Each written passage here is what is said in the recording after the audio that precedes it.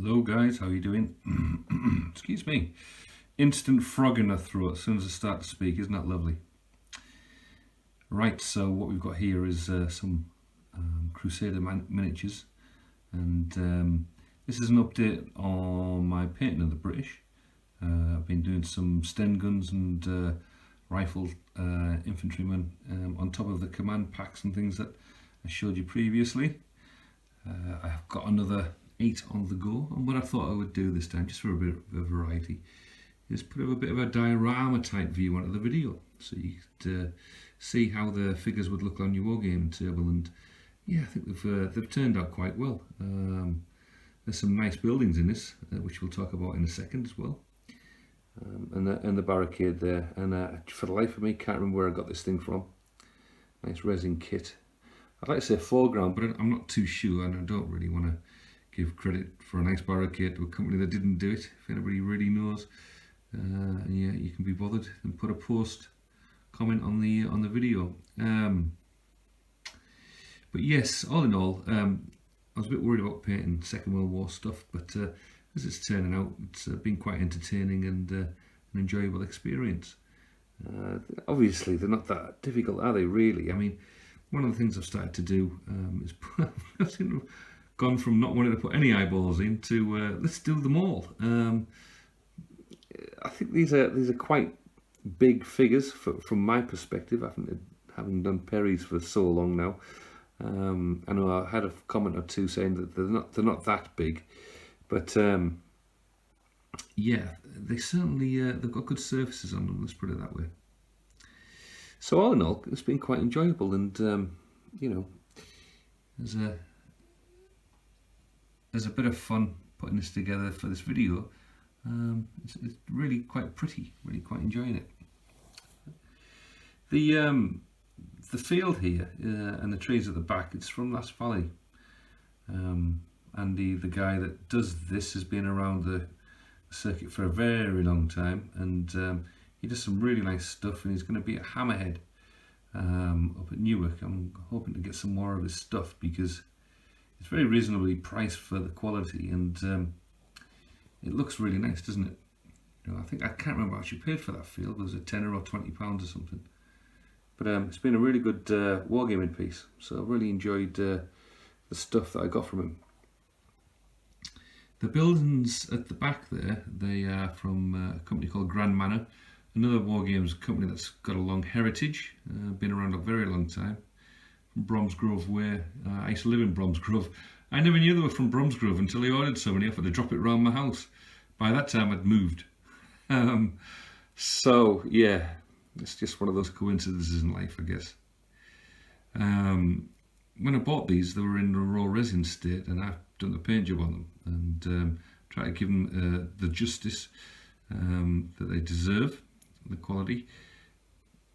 The problem is, I want more. The problem is, now you can only buy them painted. He does 2 standards, collectors and wargame standard. And I think the one with the blue roof is the blacksmith's forge.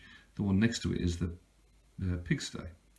And the problem I have now is, if I want more, I've got to buy it painted. And I think, off the top of my head, I think that forge there has gone up from about £60 to something like 140 or something like that at wargame standard. And to be honest, I quite enjoyed painting that, and I wish I could get it in the raw resin state, but I'm sure some people well, he's obviously keeping in business, so he must be doing a good old trade on these things, which good luck to him. But a bit too expensive for my taste. A very good company called Hovels.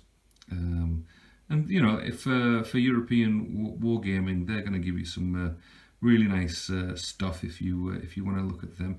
They're not as good as these the Grand Manor stuff. You know, the lid comes off that piggery, for example, and it does off the other thing, the internal details. You know, you get figures in there. Have a look. You can fit them in there, couldn't you? If you wanted to.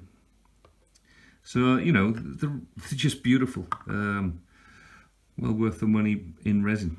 And I've just got a new job, so if I can afford it, hey, you never know. There might be some painted ones for next Christmas or something, but we'll see. So should we take a quick look at some of the figures that I've been hacking away at and see if they look any better? So look at this guy. Good example of what I've been up to. Just focusing on him there. You know, looking okay. Can you see him a bit closer? God, iPhones. Focus on him. He looks a bit made up, doesn't he? He's like a blusher on. But yeah, nice enough figures. Nice enough paint job for wargaming. A nice figure. They must come out of molds beautifully. I've said this before about them. I've got nothing to compare them to, of course, really. I've only done the only painted and put together the German Panzer Grenadiers that were on the a previous video, plastic from Warlord Games. You know, ultimately these metal figures, absolutely, you know, there's no comparison. But I guess the price, you're getting a metal figure put together, and you're paying a lot more money for it. So really pleased with them. I just realised excuse the arm. I need to put some clumps on the bases of these guys, I guess, that I've just painted. But all in all, yeah, as I say, over the moon, and got more on the go. So should we take a quick look at them? One more figure. This rifleman over here, he was a really good, simple guy to paint. You know, and there's nothing fancy about any of these. Standard colours. The paints I use for these, they're just the Vallejo pack. You can get British Infantry pack from Vallejo. There's about 6 paints in them, and that's basically what you're looking at here. Let's just pop him back and show you what I'm on with at the moment. So let's get some. There are more than this, but what's the point in showing a lot of figures that in the most basic form? So as you can see, really nice looking figures. Good chunky poses again. Just wondering whether I've seen that guy before in one of the other poses, actually.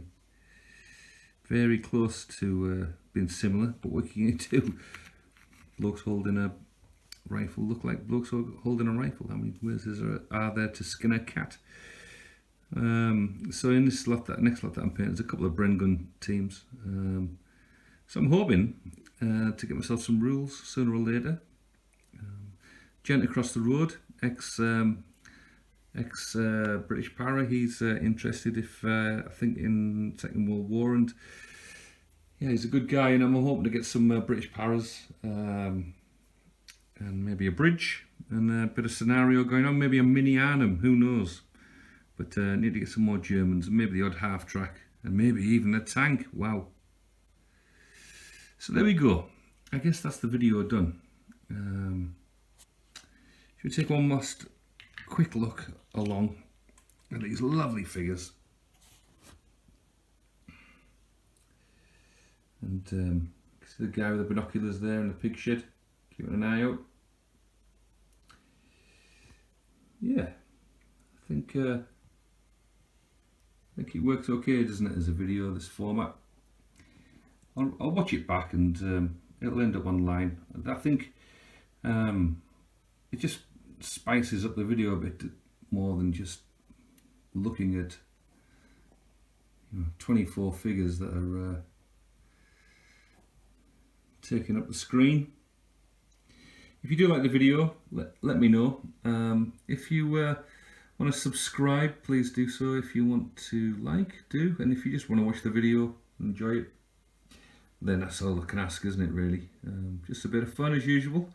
Take care, and I'll speak soon. Bye.